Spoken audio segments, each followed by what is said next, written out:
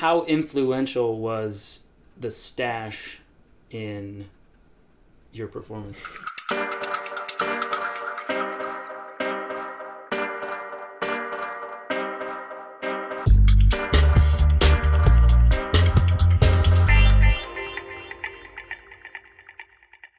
Welcome to another episode of Coaches on Couches.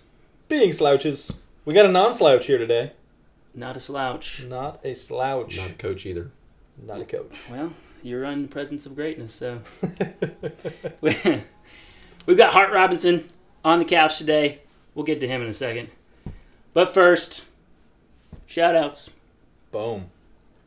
We're getting a little fancier. Yep. Dale spent roughly, 48 hours of... 7 weeks of my life. Of time working on overlays. So overlays new this week. Yep. Shout-outs. Jamie Bailey, second overall at the Possum Town Triathlon. Solid result. Excellent. She's been doing really good this year, actually. So shout out to Coach Casey for helping her improve so much this season. Yeah, definitely. I got one. We got Greg Rohde just coming off of USAT Nationals, and he hits a 5K PR at Bardog 5K. And then Coach Chris. Coach Chris was 6th overall at Bardog. Actually, shout out to Bardog because that's one of my personal favorite 5Ks in the Memphis area. Pretty solid. You ever done it, Hart? I haven't. No. Pretty solid Not festivities much of a afterward. If you want to drink before 10 a.m., that's your race. I'm going to need to drink before 10 a.m. if I'm going to run. Exactly. It's the only way we're getting the joints lubed up enough to go take that on. Hart, any shout-outs for you? This is our first time doing an interview, true interview. Yeah. We're giving Hart a chance for some shout-outs. My baby mama. Mm-hmm. There you go. Baby's mama. My babies. Plural? Speaking multiple? Yeah. Hey, Laura. If you're on live. Yeah. With us. Or, So we didn't really give Hart the rundown on how this whole thing was going to go. He just found out about 3 minutes ago that it was actually going to be live on Facebook. no second takes. No. That's when you come on and say, "Hey, what's happening?" What's No second up? takes. Although I can cut that out on The when we recording. post it, Yeah. A little intro on Hart. I've got it written down because I was planning ahead. Wife, 4 kids, 37 years young, full-time job. Yep. Part-time sheriff, which we'll dive into a little Amateur bit tattoo as well. artist. Yeah. Amateur tattoo artist. Whatever And it a is. great grower of staches. Yes. Although man, we were hoping he was going to have it today, but he Yeah. he- Limited. That's a limited edition. took it down. Yeah. Been racing bikes for a long time now. Mm-hmm. How many years now? 93. That's 93. It's Joe Royer's shout out to Outdoors. Joe Royer put on the Tour de Wolf starting, I don't know when he started doing that, but I did my first race, begged my parents to do it in 93. And, It's been in the game for quite some time. it's been a while. Definitely. It feels like a while. Goes a long way. That race experience goes a long way. So, Bryant, why don't you? So Hart doesn't have to toot his own horn here. You want to run down some of the results for this season? Yeah, so Hart had two essentially A races this year. We had the Marathon Mountain Bike Single Speed National Championships that was in May, and then there was races leading up to that were kind of picked to try to use as essentially good training races that were going to sort of mimic that course. Mm-hmm. But he kicked things off with a second place overall at the Race Between the Bridges, so a gravel race that took place first year just across the river in the pouring rain. Yeah. Great result, really. You're going up against 3 teammates who are all strong roadies. Three of my teammates. Three of our teammates. I was working with my teammates. Working with yours, going against 3 teammates, though. Yeah. One guy snuck off the front, and Hart ended up producing some great power numbers and a great result. Second place overall there, which was a great kickoff, really, to the year for you. Then we had Snake Creek Gap Time Trial. You were 3rd overall in the Pro and Open division, and you were on a single speed versus them. That was the one that you made that money, right? Yeah, that paid some money. Cash money. The Ouachita Challenge, 1st in the single speed, 8th overall. A pretty deep pro field that day, and that was a course record, right? We were trying to figure out if it was a course record or not for the single speed.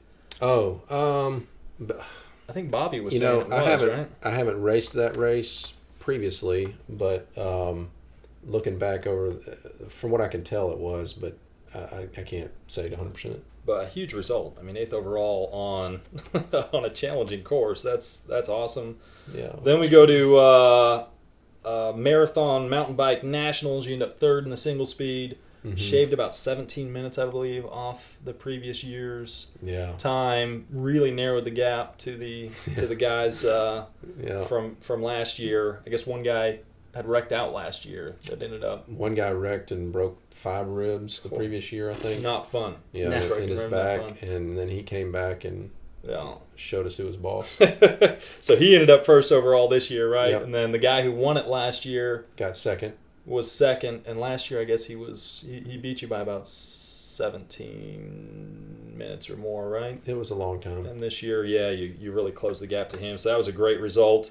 Then we go in and you decide to take home the Tennessee State Championship for the 19 to 39s cross country mountain bike, and then he heads into to Breck Epic. So just beginning of May was the national championship that you did. That was the goal, and that was the primary A race. Yep. And then we and added this. Yeah. So we had a 2-week transition where you're like, holy cow. Yeah. I think I've either lost a lot of fitness or become a zombie or something. Yeah. We built back up, and we kind of changed the training structure. A lot different doing a one-day race versus it's completely different efforts. Completely different. And you killed it, man, at Breck Epic. So he had and he'll run. We'll run into this a little bit more, but 2nd, 3rd, 2nd, 2nd, 2nd, 1st on each stage, and then 2nd overall in the GC. Up at altitude against folks. 4 single speed. 4 single speed, correct. Yep, in the single speed division. What do you have like a problem with gears or? Man, it takes out decisions. You know, Keep it simple. Yeah, Keep it simple. It's the KISS method. You don't have to worry about things breaking. You don't have to think about what gear you're in. You don't have to think about what gear you put on beforehand. And then once that decision's made, it's just go pedal your bike, right? We're going to jump back into Breck Epic because I think that's one of the big questions that people have that I think you can shed light on is how the hell do you train for not only a stage race like that, but that much climbing at elevation when you live basically at sea level with 0 climbing available. So we'll get into that a little bit. I think the next question I think is just lay out, just give everybody an idea of your typical training week. Because hey buddy, you're a busy dude. Training and life. Yeah. Like just in general, because the point here is that you are busy as hell, and yet you still perform at a high level. So I work. So I have 4 kids. They're 10 and under, and they go to school, and we do lunches and cook breakfast and try and be part of their lives in the evening. So the training time's really heavily restricted to the mornings, and I'm at work by 8:30 and work till 6 to 6:30 typically, home by 6:30 or 7, and then start the day over again. So frequently, start the morning 4:30, 5 o'clock. And then just really, really specific training to reach the goals with with the time available. So it was Bryant coached me on the day-to-day basis as far as what we were going to be doing, and I would give him, here's what we have going on this week. Here's the mornings I have available, and pretty much. I think you would agree most every morning was available for something, and it's just making time. Yeah, I think that's the big point is that you use your mornings wisely, and the other side of it, and then Brian could chime in more on this, is your training is very quality based. Yeah. Not high volume. But super specific and super quality, depending on the race that you're going to be doing, because after we ran through all those results, it wasn't just cross-country race here, single day race here. It's been endurance, it's been, shorter races, and it's been stage races. So it's performing over a wide range of disciplines, but also terrain. So Yeah. Massive, tilt toward quality versus quantity.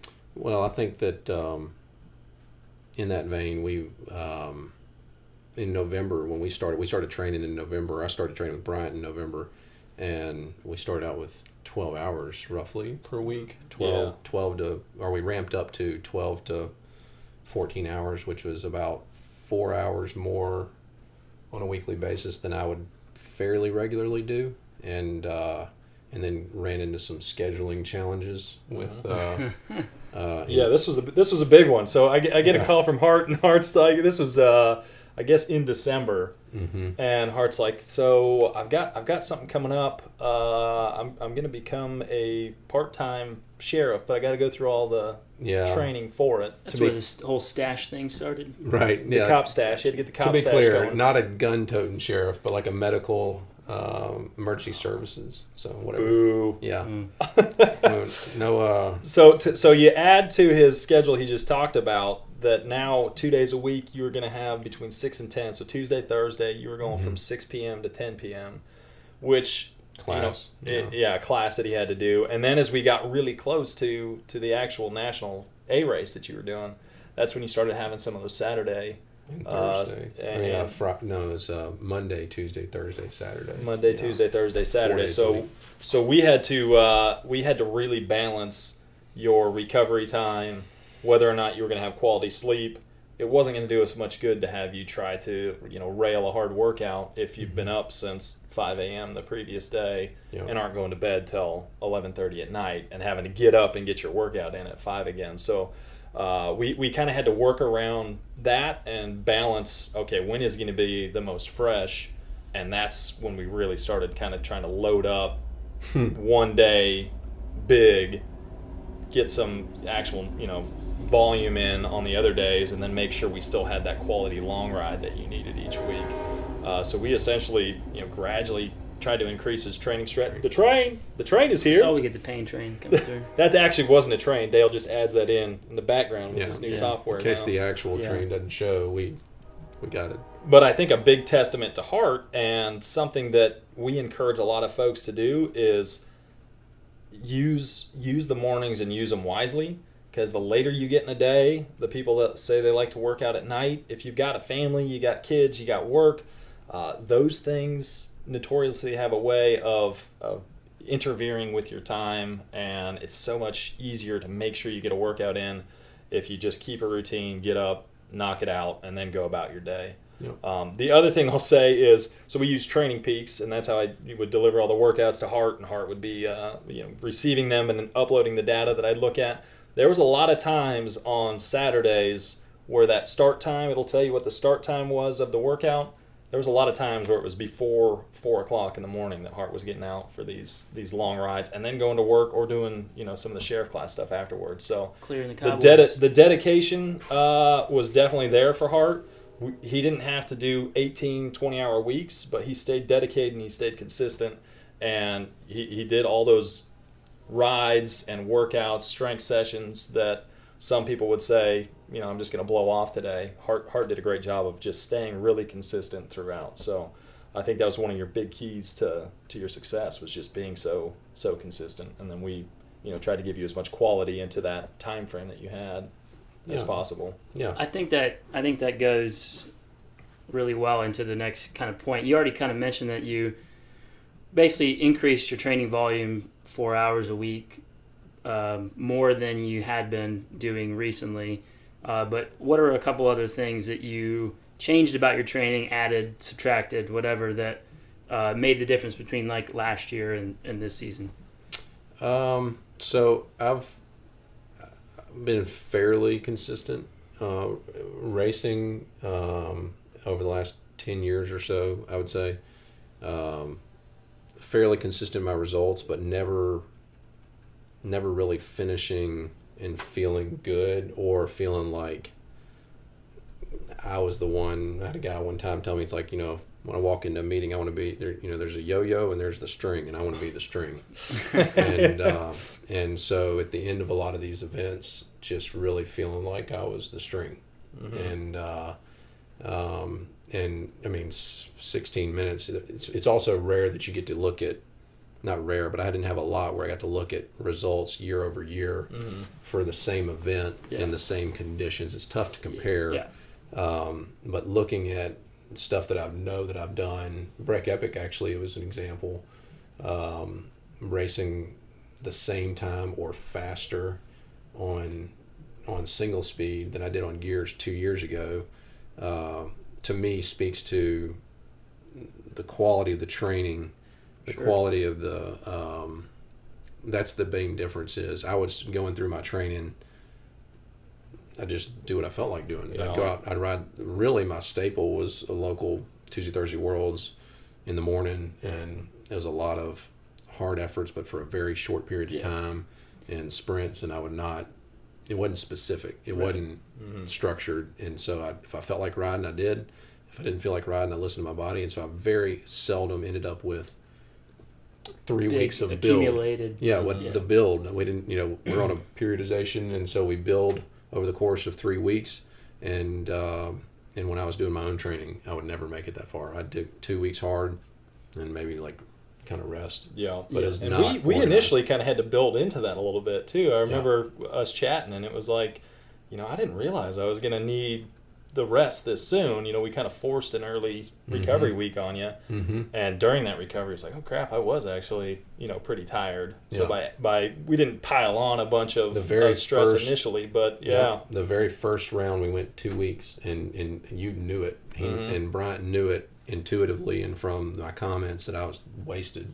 And then we built up, and now I'm probably racing stronger in my third week of a training block than I was riding. That's when I knew like things were going really well. Like typically what we were seeing was the second Saturday. So first Saturday coming off a rest week, you'd hit pretty good numbers. Second Saturday, you were either hitting similar but definitely by third week we were seeing you falling off. But as we got later into this kind of training model, we started seeing him, you were hitting numbers the third week that I was like, oh crap, like did you feel really good today? Or I was expecting there to be a fall off, and we weren't seeing it. And I knew, going into Breck Epic, that was something that was really promising on my end, was the fact that you were starting to get stronger later into blocks versus when we first started rolling with things. And that, not to take the wheel in transition, but that actually happened at Breck Epic. I just continued to feel good, and everybody else was. Yeah, that's. I think that the Breck Epic result was, I'd say the highlight or one of the highlights of the season. So, and I think it's kind of one of those events that people look at and they kind of want to do it. It's not like a Leadville where it's like one day you just go and do it and you're done. This is serious, like climbing day after day after day in high elevation. Yeah, give a brief rundown. So tell everybody what Breck Epic is and just give a brief description. Sure. So Breck Epic's a 6-day stage race in Breckenridge, Colorado. They have a 3-day option, don't they? They do have a 3-day option. They got options for 2-man teams. They got options for a 2-man team where you rotate per day, and each person races 3 days.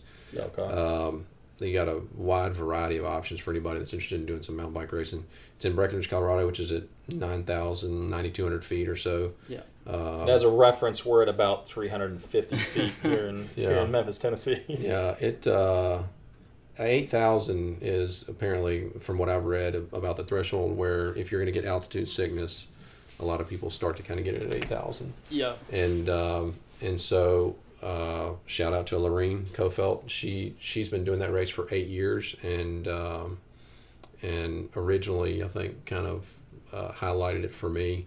I raced Leadville in 2009, and struggled. That was a tough race at altitude. And anyway, talked to Lorene. Lorene's done this race for years, and she kind of gave me some wisdom on how to prepare for the altitude. from a physiological standpoint. And So did you, when you traveled there, I know this is kind of the big question we see out there for altitude is, did you go a week before to adapt to it, a week to 10 days before, or did you go like right before? 2 years ago, we got in at like 10 o'clock at night and raced the next morning, and that was tough. And so this year we went a day early, got in Friday, and then had all of Saturday and started racing Sunday. Okay. Backing up, I didn't ever finish telling about the race. 6 days, lengths varying from 24 miles on like the super high elevation, long day at high elevation, and it's 24 miles on the long side. It's like 42 miles, and each day is 6,000 to 8,000 feet of climbing, roughly. And typically we were seeing like 3:30 ride time. Well, event time to like long day was like 4:45 or so this year, I believe. That sounds about But right. multiple days that were above that 4:30 range. Yep. So even though the mileage isn't super huge, especially for like the triathletes or road bike folks that are Yeah. jumping in, they're like, what, 24 miles? Yeah. Yeah. 24 miles of Heart rate pretty peg. yeah. It ends up being a short day, but super, super intense because you're up at 12,000 feet Yeah. a couple times. Yeah, I think one of the like statistics that's out there is at that level, especially once you get above like 10,000, you can pretty much count on a 20 to 30% reduction of FTP. So you just you physically cannot push as hard as you could at sea level, pretty much, or even below. Yeah, someone that's not adapted to it. Yeah, I can tell you that I wasn't. Mm-hmm. Yeah, I could breathe. I mean, I got to where I was comfortable in that setting, but the power rate and my heart rate, I couldn't get it up to where I would normally race here. Yeah. And the guy that ended up winning it, he was a mountaineer, right? In Like the single speed Patagonia. Yeah. Yeah, the guy who won the Yeah. single speed. Hey, Vince, just good to see you. Tune in. Check it out. A lot of respect for Vince. Vince just made it look easy. The guy's not a good descender at all, and he would say that, but he is incredibly good at climbing. Yeah. And so he would just disappear. The one of the first podiums that you were on, so you sent me the podium pic after the first stage, which was like, yes, he went out and had a great day for sure. The guy who was third that day must have been like 6'5". Oh yeah, it looked like super tall. But I think you were taller than the first place guy, Vince, on the podium. So he was probably a little. He's a little bit shorter, not the tallest of dudes. Yeah, not a little guy, but he's not super tall. Yeah. More built for the mountains. Yeah. Yeah. Adapted. Yeah. if nothing else. Yeah. So I guess Brian can jump in here too on like what were some of the big training focuses that you guys used to prepare for something like this, where like Brian and I were talking before we started here about how much strength training and strength helps single speed, because a lot of times you're doing cadences that we would probably never suggest a normal person to do, a normal endurance athlete to do, just because of the load that it puts on your joints and stuff like that. So kind of dive into some of the specific training that you guys got into for this event. We did. I'll let Brian add to it, but we did a lot of low cadence work. 10 minutes or so is what I remember. 5 to 10 minutes at as hard a gear as I own, which it probably isn't hard enough. And oh yeah, for sure. Like it's tough to at that. your power levels and the gearing you've got to get you to the 30 RPMs that we were seeing, extended period of time at 30 RPM, like 30 to 40 RPMs. I mean, that's something that even someone going out and putting their road bike in a 5311 would probably be turning it over at 55 or so. Yeah. It's tough to mimic that. Yeah. But, I think between that, I was doing House of Pain Strength, which is, if you aren't familiar with that, the virtual, these guys and a couple other teammates or team members of theirs work out over the computer. And I was doing that 2 days a week. And that was, all of that together. I crashed while I was out there and wasn't even sore. took some skin off, but it wasn't sore. So just the preparation, I think all of that together was really key. But the low cadence, I think, was really prepared tendons, ligaments to handle that stress. And I think one of the big things that helped Hart as well was pretty much every race you did this year was single speed. So it wasn't like we got done with the Marathon Nationals and said, oh crap, we got to start doing, you're going to do Breck Epic this year, you're feeling good. Now we got to start really rushing to get you a lot of low cadence work in. I mean, you already had stressed your body in that manner. Numerous, I mean, the races that you'd done had over 6,000 feet of climbing. So you had gone through that and stressed your body that way. From a training standpoint, the Marathon Nationals, we were much more focused on like the 5 to 8 minute efforts because we looked at the key areas of that course, and most of the hard efforts, the hard climbs, were going to fall in that duration.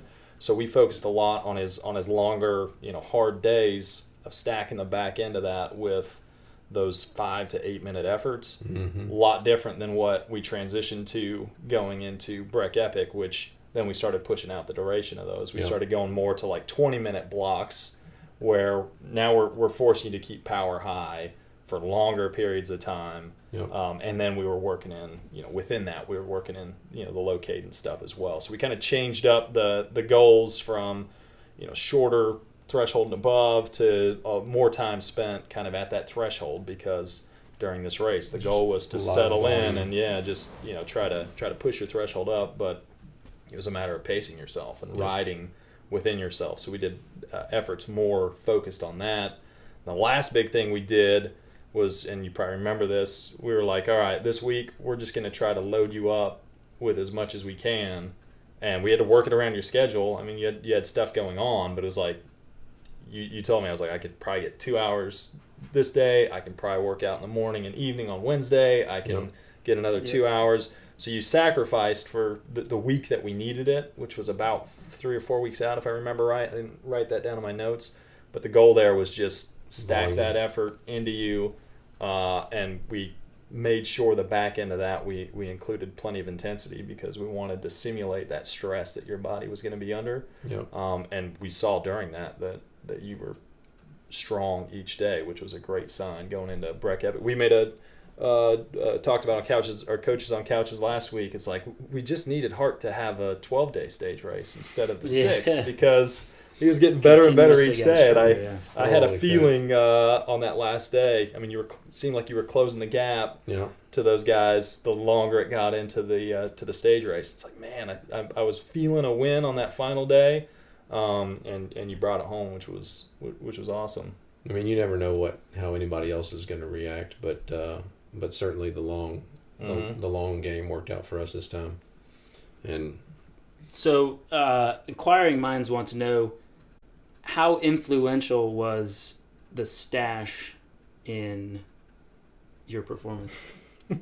Well, it got a lot of comments. I tell my wife all the time, a lot of positive comments from a lot staff. of good feedback. Yeah, Movember. You got to bring it back, I think. Well, I mean, when you have you got to find a picture to put there's up. a lot to be said. Check out our Facebook, and you can see some pictures of Hart with an awesome mustache. Look good, feel good, do good. Yeah, if you feel good, you race good. That's right. There were a lot of questions on people wondering how many watts the stash adds. Yeah, well, we'll have to dive into the data. And then you got the intimidation factor. Oh, for sure. Absolutely. There's a lot to be said, and then extra calories you can pull off of it as it. You got crumbs. You had some crumbs in there. Yeah.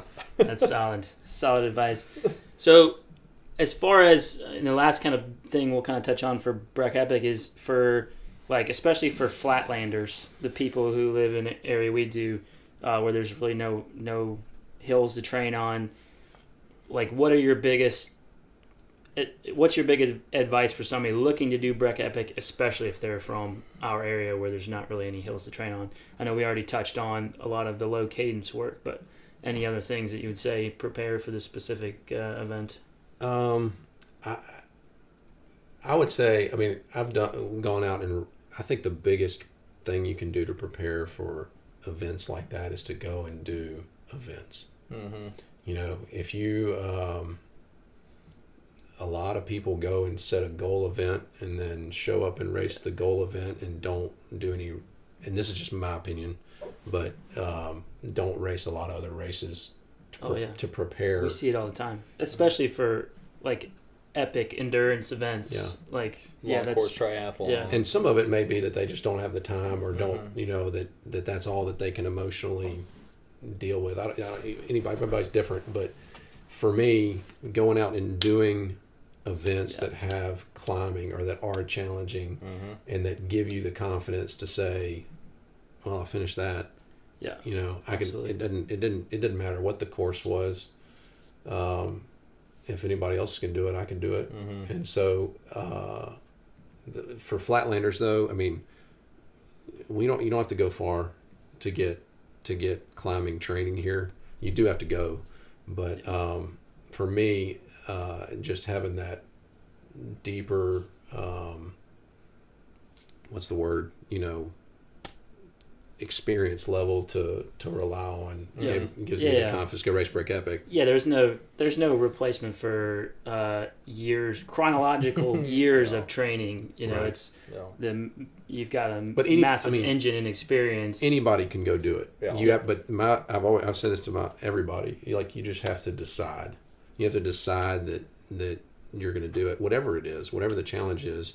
And I read one place somewhere, and then I kind of internalized it, like, you don't quit for anything that can heal in a week.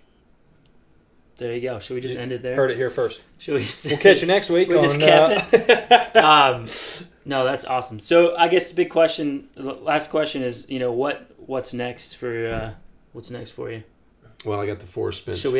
Should we ask your wife? Forrest Spence 5K if you don't have anything going on this weekend. Which means we heard earlier that Hart must be drinking beer prior to if he's going to be racing a 5K. I got to go to work afterwards, so I'm gonna stay dry. But my son, my 10-year-old son is racing cross country. Griggs. Awesome. Hey Griggs, and I think he wants a piece of me. Oh. So is he going to be at the Ed Murphy Mile? Just so everyone knows, the first time I heard Hart was racing a 5K was right before we started this. We have done 0 5K training. Yeah, we haven't run. I haven't run since October. So he's on transition. That is not. You can choose whatever you want. I'll probably be injured, but not optimal. Most good. People with a big aerobic engine who then transition into running. Their lungs and heart are much better adapted than what their legs and range of motion are. So I predict a ton of soreness. It doesn't go well. And hopefully he doesn't overdo it. Normally. We're going to have a talk once this is so over. if we report next week that Hart's down for the rest of the season, we'll blame it on 5K. 2019 is going to see him healing up from his 5K experience. God, I hope not. All right, so how can people follow you? Instagram. Bam. Yeah, not the best poster. It's entertaining from time to time. Probably not the most interesting, but... I think there's a stash pick on there, though. There's at least one. But you can follow me at Hardicus Rides. And, that's... Anything else you want to add? Or Memphis Boat Center. Oh, yeah. Shout out. If you need a boat. Yeah, if you need a boat. If you want to make dreams come true. Uh-huh. Yeah, these guys know about boating and how fun it can be. Blast. And then we're doing, I'll be with Funston doing Wings Ride to Rosemary. Bam. That's right. 5 days, 525 miles. Yep. I predict Hart's going to get stronger each day. By the end, it'll be riding across the water. Hammer time. All right, crew. Was there any questions? Did we have questions come through? Did anybody log off when they saw it was me? Jared Tweet said, I need to grow a stash. It's coming. Guaranteed. November. Get the twisties going. Come on, Tweet Dog. All right, that's it. Hey, Jared. Appreciate everybody watching. Until next time. Peace.